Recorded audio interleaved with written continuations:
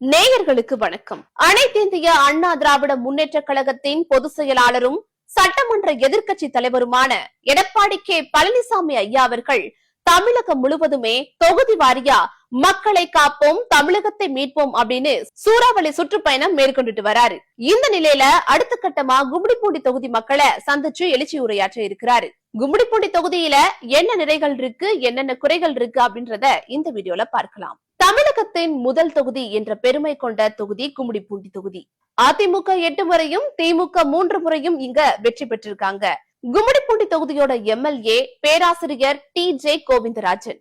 கும்மிடிப்பூண்டி அரசு மருத்துவமனையில போதிய வசதிகள் இல்ல, தொகுதியில 20 குக்கிராமங்களுக்கு பேருந்து வசதிகள் இல்ல, அதனால ஷேர் ஆட்டோவை தான் பெரும்பாலான மக்கள் நம்பி இருக்காங்க.